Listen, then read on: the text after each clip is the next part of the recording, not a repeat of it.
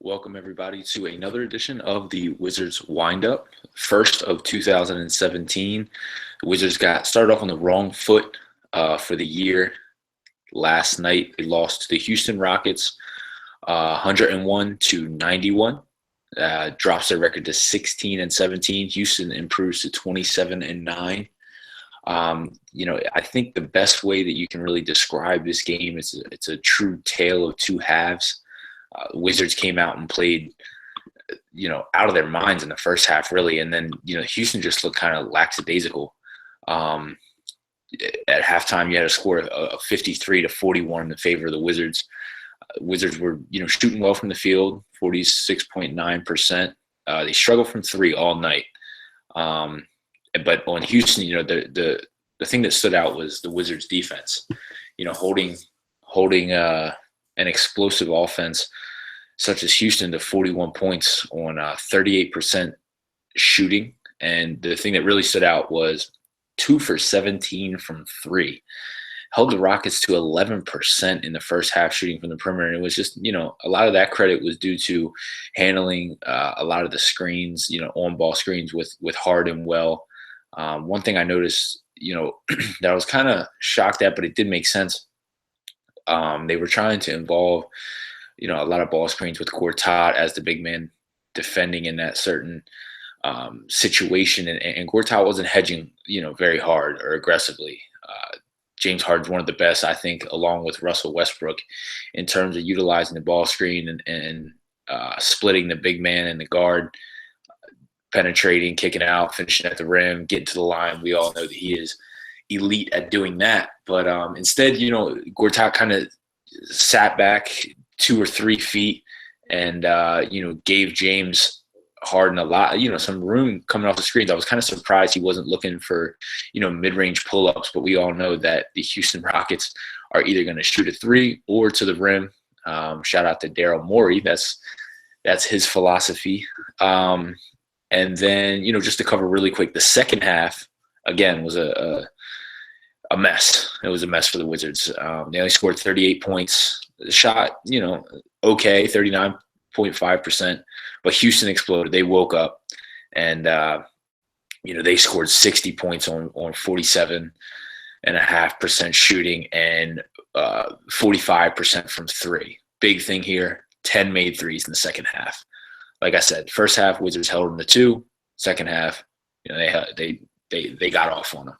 And it's so hard to contain an explosive offense like Houston with so many shooters around James Harden.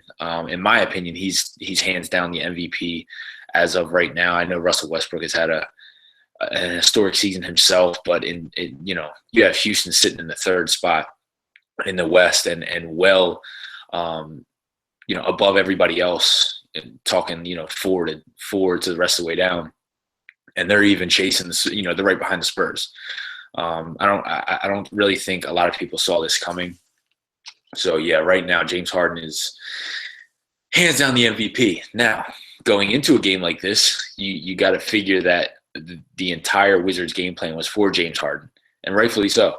And they did a very good job on him, considering he's coming off that historic triple-double, 53 points, 17 assists, 16 rebounds. I mean, they're talking about that as being the most impressive performance of the modern era. So, he comes into this game. Obviously, he's the main check on the scouting report.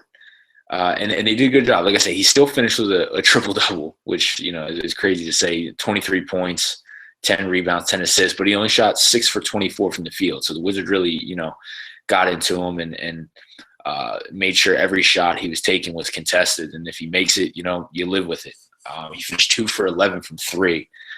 But, the thing is with the offseason acquisitions that this Houston team made, Ryan Anderson, he didn't have a great game, 8 points. But Eric Gordon, he has been brilliant.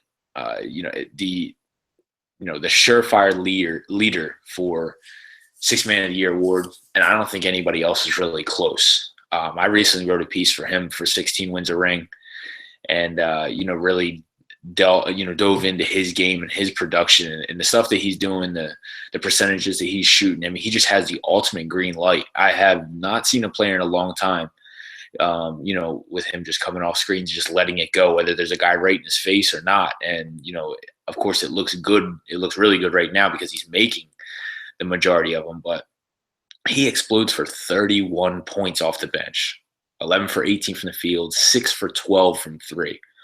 There were some possessions, in particular Kelly Oubre guarding him and, falling asleep for a second.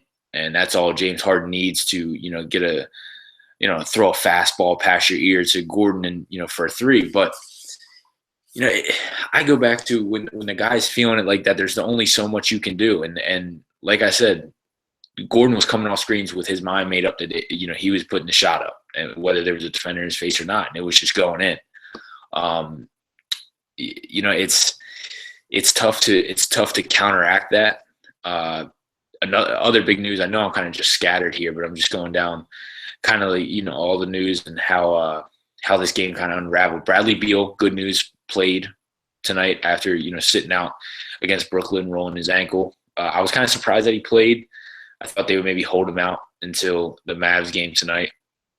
But, man, they're glad he did play. He finished with 27 points, 9 for 18 from the field, 5 for 10 from three. Really the only player that hitting. I mean, he had 5 of the 6 made threes for the Wizards. John Wall doing John Wall things, 18 points, 12 assists, 5 rebounds. Marcin Gortat finished with a double-double, 13 points, 14 rebounds, all on efficient 6 for 10 shooting. Markieff Morris was impressive, 12 points and 8 rebounds. Doesn't really jump off the page at you, but there was a lot of passes that he made that just, were really impressive to me that the guys weren't finishing on. And that was kind of another storyline for the Wizards' losses. They were getting really good shots. I mean, they were, really penetrating and kicking it out. And for whatever reason, I remember there was a specific shot with Porter, Beal. There's a lot of baseline drives, kickouts to the corner and, and to the wing, and they just couldn't finish them. Like I said, you have these kind of nights, just like, Gordon has a night where he explodes. Some other just noteworthy stats. Rockets bench, of course, 31 points came from Eric Gordon, but they outscored the Wizards 42-13. And I feel like I just needed to stop talking about the Wizards bench because whether you read my work or you follow me on Twitter or you listen to these shows, I'm always going back to, the bench production and how lackluster it is. And it had been impressive for, a few weeks in December, which was a big reason why the Wizards were able to, win 9 of their last 12 coming into last night's game. But last night they just, they returned back to earth. Marcus Thornton, 3 for 8, 7 points. That was the leader. Then you got Trey Burke, 11 minutes, 2 points. Kelly Oubre, in 23 minutes, he didn't, 0 for 4, finished with 0 points, 7 rebounds. I think that maybe a line that, people will say, oh, well, he really didn't have a productive night. He was really active defensively, guarding Harden, guarding Gordon, Ariza. He was kind of all over the place. And then Jason Smith, 9 minutes, 2 for 3 from the field, 4 points, 2 rebounds. So once again, the starters playing massive minutes. You got Gortat playing 40, John Wall 37, Brad Beal 35, Porter and Morris 33. I just think, I look at this now and I just wonder the concern for the future as the season goes on, the course of the 82-game season, whether these guys really start to wear down or not. I mean, they're essentially getting zero help from the bench. So I just, it's something to keep an eye on. But, I just trying to take away some positives to this game is, it did look really, really good in the first half. Shooting, I mean, like I said, they didn't kill it from 3, but they were getting in the paint whenever they wanted. John Wall had several highlight plays, one of which was a between the legs bounce pass off a screen and roll to Gortat, finish with a dunk. So, I mean, this game was entertaining. Of course, a lot of games that the Rockets are playing in are entertaining. But I didn't expect for the Wizards to go down to Houston and win this one, even with the hot streak that they've been on. Houston now, after last night's win, has won 16 of their last 18 games. So, arguably the hottest team in the league right now. And with their explosive offense, obviously it's not just the Wizards that can't stop these guys. Everybody struggle with them.